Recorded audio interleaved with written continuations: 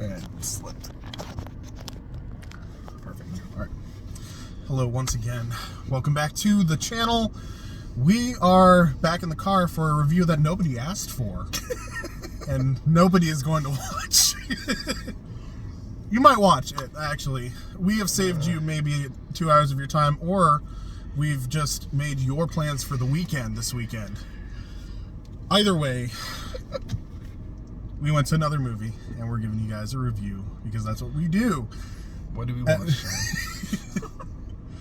All right. What did we watch? What was it? We watched the cinematic masterpiece. The event that closes out a great summer in the film. Yeah. Oppenheimer? Barbie? Guardians 3? No. Today we watched Blue Beetle, the new DC maybe DCEW. Apostrophe S. In quotations. Because we have no idea. We have no idea. Nobody's like really confirming it or not. And the thing is that it's very frustrating. This film is going to flop because of how bungled everything is. But yes, we watched. And because of the one that came before it. And because of the one that came before it. DC they've mishandled this so bad. Flash came out, what, 3 months ago? No, not even. It 2 months ago? Yeah, it came out like 2 months ago. Why'd they put these movies so close together? It's Warner Brothers, and Marvel's they don't at know least how smart to do enough to anything. keep them a few months apart a piece. Three to 4 months apart a piece. It's Warner Brothers. If they're good at anything, it's mismanaging things. And then making enough money on one thing to mismanage the rest of it. All right. Anyway, we've gone on for a rant for 2 minutes. But, yes, we watched Blue Beetle in the theaters. Let's just get this over with. Impressions, DJ, 1 to 10. 7. Okay, why? So for this one, we were talking about this a little bit before we did the video, that the problem with this is that it's tainted. It seems unfair, but it's not, when you to judge a movie based off the universe it's part of, if it's part of a universe. Yes. The Marvel films, a lot of them do not stand on their own. They can't.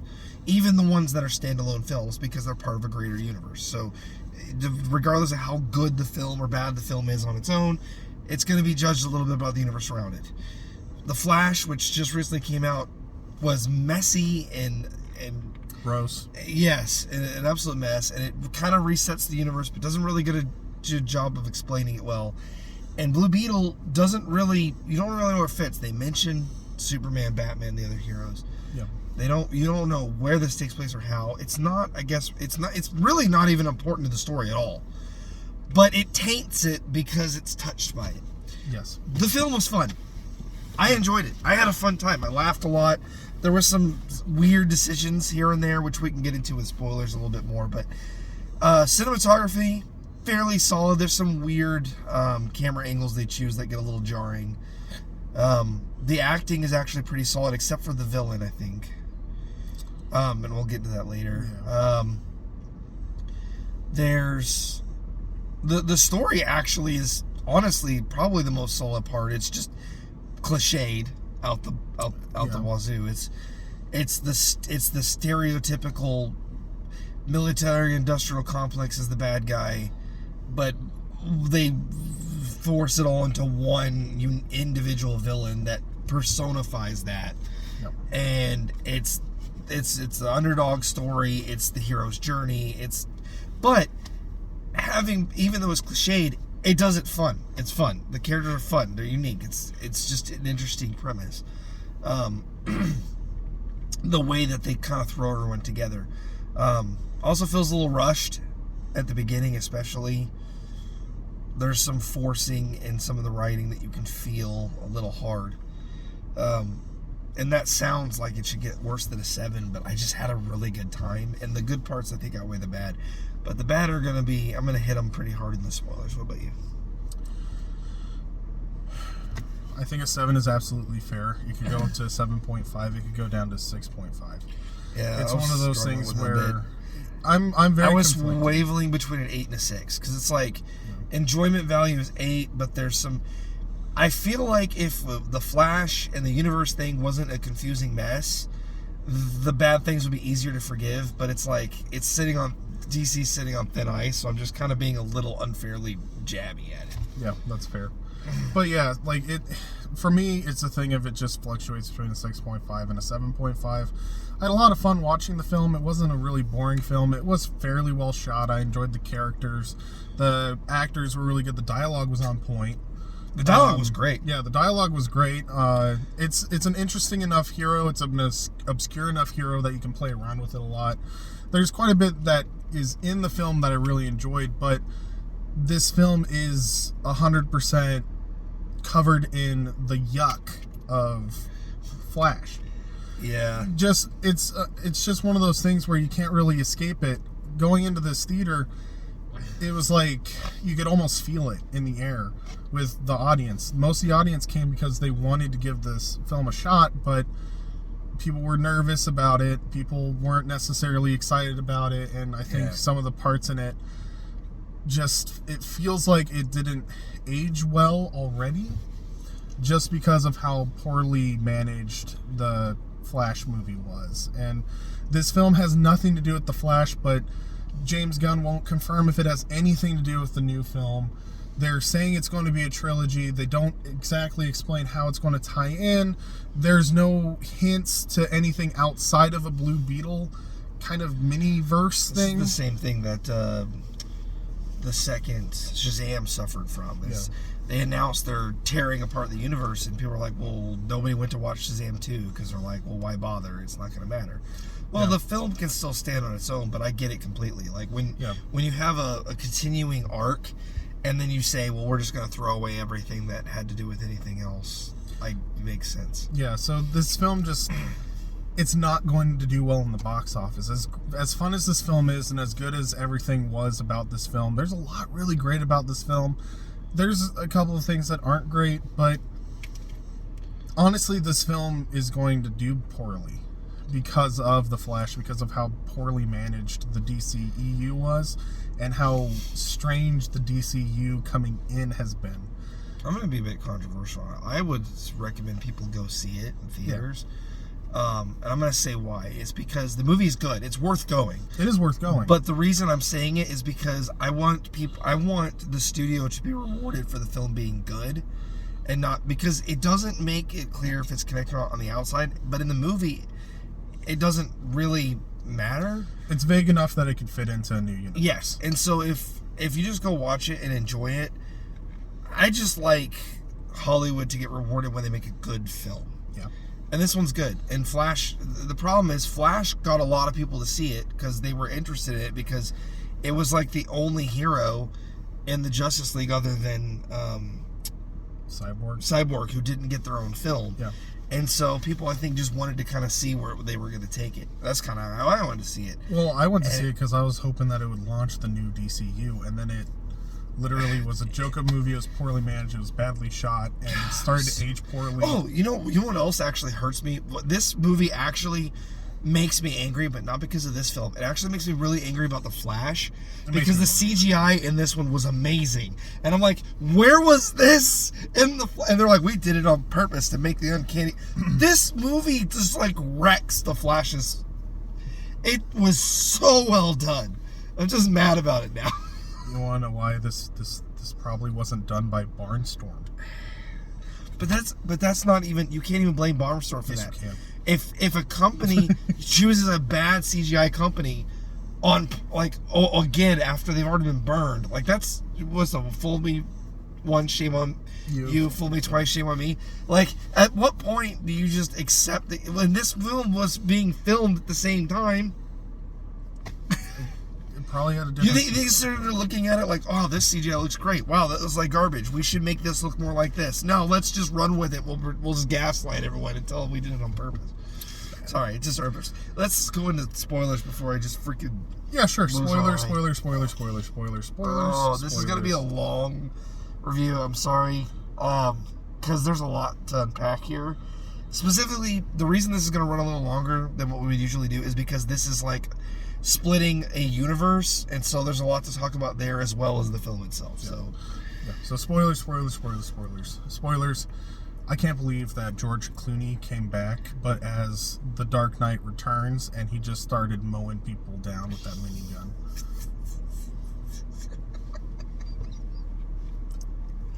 Oh my gosh, if they had actually done that, I think I would just walked out of the theater. Seriously. Oh, okay, gosh. this film is really well done. The story is really well done. The things that, for me... Okay, George Lopez was probably the best actor, in my opinion. He had a good character. It was really fun. And the dad, actually, I really liked the dad. The dad did a really good job. The mom was not very present. The sister was fun, but she didn't like her. But she didn't feel like a real sister. She felt like a caricature of a sister. Yeah, she didn't feel like a real person. She felt like somebody who was acting as his sister rather than being his sister. Yeah, until later in the film. Well, yeah, but the other thing is that everything that she does is so bad. It feels forced. It's very forced. Like it's just like one of the those mom, things the dad, the grandma, and George Lopez feel like a real family, and she feels like the odd one, and he fits in. She comes across like, and I get it, like she comes across kind of like black sheepish, but not in a well written way. She comes across like everything she does is it almost is like she wants to be a good sister, but the script is telling her to be a bad person. And so she's forcing herself. Whenever... The first half of the film, she is a terrible human being. Yes. Whenever she's like just being like a human, she's great. When she's just dialoguing, it's just really weird and uncomfortable. And it doesn't fit with the family's dynamic. Like, all the family are really loving. They're all supportive of each other, and they're hardworking. They kind of try to make her a jerk, but they do a bad job of it. They end up making her, like, kind of monstrous instead of a jerk. Exactly. The first half of the film, she's a horrible human being. Everything that she does is terrible. And then the second half of the film, she's fine. And it's like, oh, she's actually a real person. I feel like... I don't know. I don't know. Her acting seemed fine, I think, itself. It really feels like the script said, be bad, and she's, like, trying hard to be bad, and she's just actually just overdoing it. I don't know. It was weird. It was weird. It's hard to explain until you watch it. The parts about her that were just absolutely awful also were literally just there to progress the plot and to cause tension. Yes. And then halfway through the film, it's like they wrote a completely different character, and they were like, oh, well... You know that annoying best friend who's supposed to really screw Jaime over? I don't think people are going to really like him if they're not related. So let's just take the sister from the second half of the film and just put her in the place of this best friend who's screwing everything over. That is actually kind of what they did. It's like they wrote two different characters and had the same actress play both. Yeah. It's weird because she... Like, on the second half of the film, she's always kind of snarky and, like cynical. But that's fine. The second half of the film, she's snarky and cynical, but she's a sister and loving. And in the first half, she's just a jerk for, like, no reason. She's a jerk for no reason, and a lot of the stuff that she does is just really out of place with the rest of the film. It just doesn't fit with the family dynamic. Like, the second half, she's still snarky. That's the way to explain it. She's the same character in the beginning and the end, but it's like they focus on the wrong thing. Yeah. The second half, she's snarky, a little witty, a little out there, but she's a sister and a daughter to the family. Yeah. In the first half of the film, she feels more like, she's the best friend. Like, she's removed from the family. She grew up with an entirely different family. She still has the snarkiness, some of the character traits, but she doesn't fit the family. The second half takes those elements that she had in the first half, but makes her part of the same family. Yeah. And it's just a weird weird transition. It doesn't make any sense. The mom character has some good points, but for the most part, she's kind of a cardboard cutout. Yes.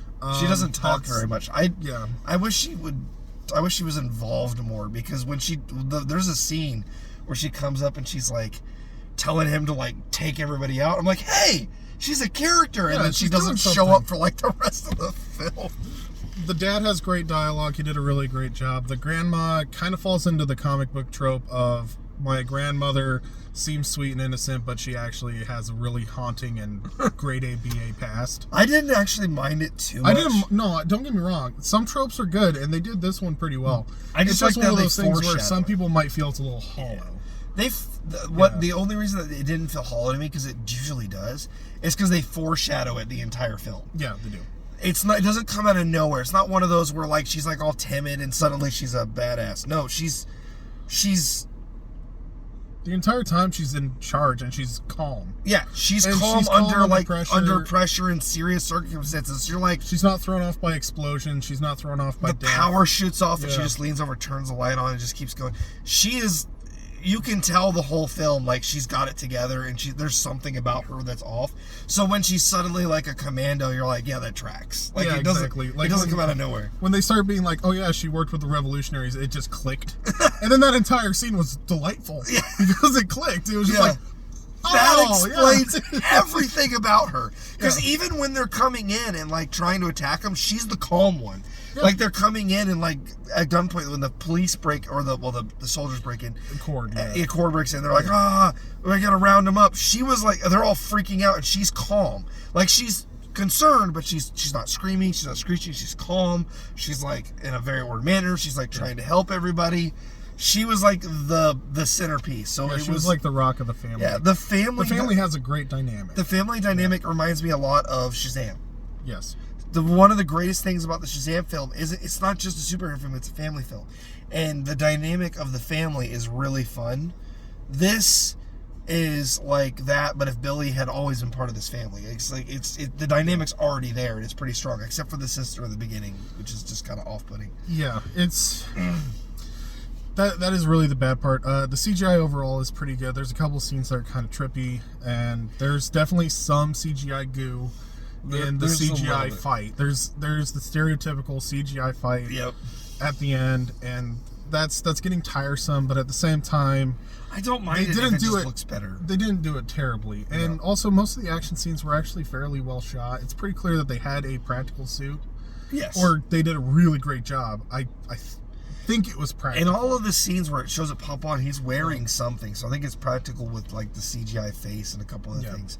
But when he cuts the bus in half, that was so well shot. Like that was the suspension of disbelief kind of lifted because it's like that didn't look like CGI. That looked like they actually cut a freaking bus in half. Like when the molten metal was like oozing down, and it looked like molten metal, not like it was good. Like you could, you could tell it's CGI because I think it just doesn't feel like it. Like it, I don't know. It worked. Yeah.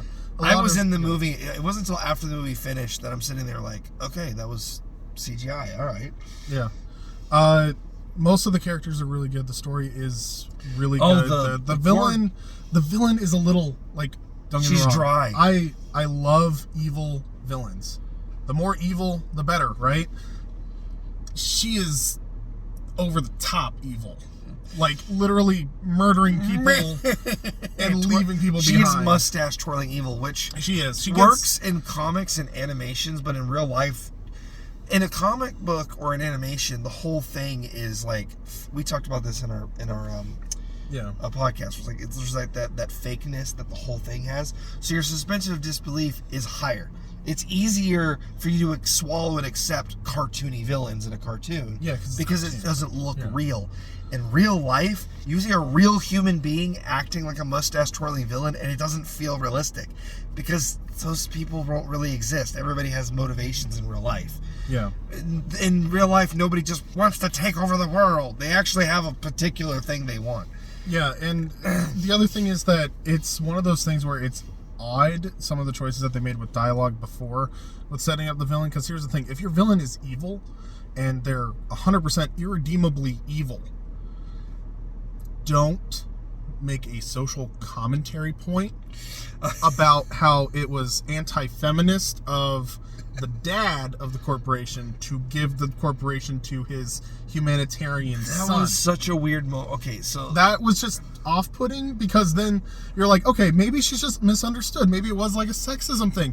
But then the rest of the film, it's like, no, she is literally over the top I will murder anybody. She's over the top evil from the Yeah. very beginning. Like when you first see her, you know, like she's evil. She's cruel. She's manipulative. She's Cruella de Vil. She's over the top evil. They straight up call her Cruella de Vil. Yes, they do. And the thing is, the whole movie they're setting her up as evil. There's that one line where it's like, yeah, she thought she was going to get the company, but she didn't. That sounds sexist. It's like, what? And she's like, yeah. And I'm like, what do you mean, yeah? You couldn't, and the other thing is that... She's a monster. You set her up as an evil villain. She didn't turn evil. They almost tried to make you feel bad for her, like, oh, she went evil because sexism wouldn't let her have the company. No. She was evil before that. She literally was like, she took the family's, military thing and, ramped it up to, we will be the Nazis. Yes! She eradicating people. That's her whole thing, was she was trying to take over the world. And the thing is that it's you couldn't have a redeeming thing where it's just yes, I'm rich, I'm part of this family that's really wealthy and stuff like that, and my grandfather made a bunch of money off of weapons. But you could have literally been well, actually my dad had an influence on my grandfather, and that's part of the reason my grandfather realized that continuing on this path with his daughter would have ruined the world he was trying to improve. So he gave the company to my eccentric father. It's such a weird... You could have set that up, but instead they wanted to get brownie points. It was a breakneck moment. It's weird, and it doesn't fit. It took me out of the film for almost a good 10 minutes before I was able to get back into it. Because I was like, it changes the whole dynamic of the film. Well, because you're like, well, okay, is the father... Is she sympathetic? Is the father actually worthy of the title? Did he just get it because he's a guy? Did the grandfather implant in this girl's head maybe that it's not actually her that's evil, it's something else? Right. And why is she so cruel and manipulative and evil? That would have even been a better payoff. Crap, her grandfather was just a horrible sexist and she's actually just misunderstood. Okay, no, she's evil. They make her even more maniacally evil, where she's like, kill the kid when we're done with him. Kill the kid when we're done with him. Kill the family. And when he almost dies, don't let him die yet. Wait till we get what we need and then let him die. And it's like, dear gosh, you're a monster. And she doesn't even care to know her key henchman's name. She's literally Sanchez, kill him. Yeah, they also make her super racist too. Yeah, so they make her super racist. She's a horrible She's person. Racist, and they literally make her like a Nazi. But then they're like, but sexism is the reason she didn't get the company. I'm like, it's not because the grandfather. She's basically one step away from Heil Hitlering in that freaking film. They're getting really close to this. The only thing, and then she's and you're like, what was that moment then for? What was the point? I don't understand the point of that dialogue. What did it matter? No. The only thing missing... It threw me off. The only thing missing from this film that would have just over the top for me is if she had connected herself to the Scarab, and so Jaime had an image of her, and it was all of the Scarabs marching like the Nazis, and her just standing above them all. I mean, it just even the imagery of the Scarab devices that they mimicked has so much of evil energy, think Sith, it's all red and dark and also the abandoned fortress that they're in is full of skeletons. Yeah. So she's murdering people and leaving their bodies in this fortress. She is literally an over the top villain, and you're just I don't know. It was just such a there's just I don't know. She's just so, but then she's kind of dry in her acting at random times. She's just standing behind when she's like, yes, do it. It's just suddenly monotone, and then she's acting again. I'm like, what is happening there? I think they only paid her for half the film. I don't know. I don't know. It's weird. It's odd. Okay, so anyway, moving on from the evil villain who's evil. If you didn't know. Right. So one of the things I really liked about this film was actually the stuff with Ted Kord. Yes. Because they have enough scenes and things like that where they talk about him and his trying to be the Blue Beetle and all these different things and all of his tech. And the thing is that his personality, his quirkiness, and his sense of humor bleed through with all the things he's created. Yes. So the entire time it's almost like there's another character that is invisible, and it bleeds throughout the entire film. And so that middle credit scene really pays off, because this character that you actually want to know more about and you're starting to feel a little nostalgic about because you've been surrounded by his influence for half the film, suddenly says, I'm alive. You have to get a hold of my daughter and tell her that I'm alive and help me. You really get kind of tied into that, and you're like, oh my gosh, we'll actually get this really cool eccentric inventor guy. Like, that was just really well done. That was really well paid off. That's one of the things that really shines in this film. I just wanted to say something about that because that's like a highlight of this film. I'm glad we shared it because I wanted to. Yeah, that was a good one. The influence of Blue Beetle, and I like that they picked a later Blue Beetle instead of one of the original ones, because they got that hint. It feels very much like Ant-Man, where the old Ant-Man is already retired and he's like passing the torch at the very beginning in the universe. Yep. It was a really fun way to do it, and it's a way to establish a character for the other characters without having to make a whole film about them. You can just show their influence throughout from the film, and you feel it from about it was halfway in or so to the end of the film. Like, you feel that influence. Once they go to his manor, the entire time, like I said, it's like an invisible character. Yeah. His influence is everywhere. His sense of humor, and that's the other thing too, is like his daughter talks about like his sense of humor, and then it shows through like his different programs and stuff that he's put together. Literally, his Beetle ship, when it turns into this massive beetle creature monster thing and starts stomping around, goes into beast mode. That's what it's called. It just starts playing Kickstart My Heart. Yeah. And it's even the button. It literally says Kickstart My Heart, and it plays Kickstart My Heart as it activates. And so good. It plays like different songs and stuff like that while they're doing it. There's a couple of times it just plays a random song. Yeah. But it literally is this invisible character that you start feeling kind of nostalgic for, and you're like, oh man, it would be so cool to see him and maybe get a flashback or something like that. That would have been so cool and so rewarding. And then that mid-credit scene comes up, and it's like, okay, I want to watch this next one to see if they actually get to him, and then we get to see this really fun, eccentric, ADHD inventor guy. Yeah. It actually made me want to see more of Blue Beetle, and I really enjoyed this one. And I feel the more I talk about it, makes me feel a little bit better getting off that the universe as a whole, just in the state of it being messy, the reason that mattered to this was some of the stuff we're talking about is this stuff. The Blue Beetles being a successor, being a handoff to an existing thing, and they talk about other things, like the uncle mentions Batman's a fascist, right? Or they talk about how Superman flies and the Flash is in Central City. It's a direct comparison of the Blue Beetle to other superheroes. So they're mentioning other heroes. It's not fully standalone. It mentions the universe as a whole, and it takes elements from it, and it borrows from it. And because of that, it detracts from the movie a bit, depending on where the universe goes from here. Yeah, and that's the thing, is it's big enough that it could fit into a new film, but it doesn't start the universe, which is, I get it. They filmed it before the new regime came in, but they've had time in post editing that they could have tied it more in, and it would have been nice if James Gunn had actually like sat down with people and been like, this is the first film. Instead of him being like, no, my film is the first film in the DCU. He should have sat down and been like, I'm making my film after this film has come out. I know how this film goes. Yes, this is going to impact slightly my plans for the DCU. Yeah. Just as simple as a statement as that would have really helped this film. Yeah. This film is, like I said, if it didn't mention any of the other DC superheroes in the entire film, you could have just let it stand alone as a film. But because it mentions them, and it's not just a one-off, it's like throughout the whole film, it kind of teases them in there, and then there's a moment where it goes heavy-handed with it. Yeah. You've now connected it to the rest of the universe, and it suffers a bit from that, because now you're like, well, who are the other characters? What Batman? What Superman? What universe is this? Who are those characters like? I don't know those characters anymore. I don't know how they relate.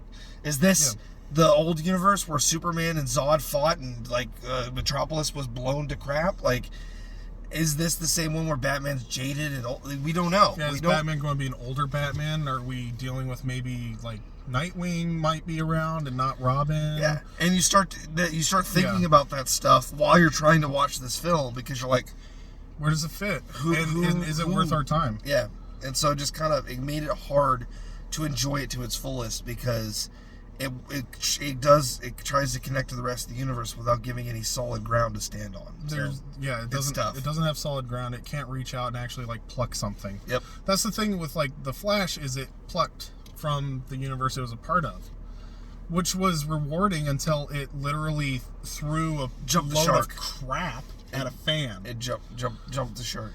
That film, like, I know we rated it well, like, we gave a review of it and we rated it fairly well, but the longer that I'm away from The Flash, the worse it is. Well, it's aging like milk. Yes. The film as a whole is okay. What killed it more than anything is the weird choices at the end and the CGI. And this film does it way better. It does everything The Flash failed at, it fixes, but we don't know where it stands, so it just kind of messes it up a bit. Yeah, so if you guys like DC movies, you will enjoy this film. If you like Blue Beetle, you'll probably love this film. Yeah, if you're a Blue Beetle fan, it's actually it does take some cues from the character. I'll admit, Blue Beetle's not one I know as well. Most of my running into the Blue Beetle is actually from Young Justice, which is a similar version of the character. And I know a little bit of him where he showed up in the comics or where he showed up in some of the other animated stuff. But I have a cursory knowledge of him. So I don't know how well the character itself or his family dynamic, but I do know that when they did this with, what was it, Shazam, it was almost like a shot for shot, like paper to screen for that version of the character. So this might be a really good representation. I just know I really enjoyed it. So I really enjoyed it as well. I'm looking forward to another film. They're planning on making 3. I've heard that much, so it would just be nice if this film did well. So if you guys like DC films, go ahead and go and see it in theaters. It is worth your time. It moves enough and it has enough interesting points that you don't really feel the 2 hours and 7-minute runtime. It's a little shallow. That's all. Yeah, at times it's a little. It's shallow. A little shallow, but that's fine. Like it kind of knows what it wants to be, and it mostly sticks to it. Yeah. But yeah, overall, fun film. Yeah. Fun film. So yeah, that wraps up this review. We are, as far as movies, and the year coming. Okay, so summer blockbusters, that season is coming to a close. There's more obscure films. There's not as many films that are like really, really super well advertised going on. We want to give you guys the reviews that you want to see. So please let us know if there is a film coming up that you want us to review, and we will go and we will see it and we'll review it. Yep. We want to give you guys the content that not just like to fill up your time, but that you actually want and is useful. We go to the films every week, no matter what. So if there's a film that you're not 100% sure you want to go to, put it in the comments. That'll be our film for the week. And then you get the review, and we will waste our 2 hours. Yep. We're fine with that. Otherwise, things are progressing with the channel. So we're still doing some technical difficulties and stuff like that, but we're getting back on track. So be sure to be on the lookout. We're going to be dropping more content. We're going to be dropping our different segments and shows and stuff like that. And we are working on a new thing with the Missouri team. So that should be coming in the next month or two. So be sure to look out for that. If you like our content and you like kind of our thoughts and things like that, check us out on Facebook. We are probably more active on Facebook than anything else, just because we do a recap of the box office every week, and then whenever something comes around, we try to do a little blurb or an article about what's going on with the movie industry. So if you want some of that, check us out on Facebook, Entertainment Rebooted. Otherwise, we troll and get trolled on X, the social media platform formerly known as Twitter, at Exposition Signal. And I think that's about it. So we will see you guys in the next video. Thanks for watching.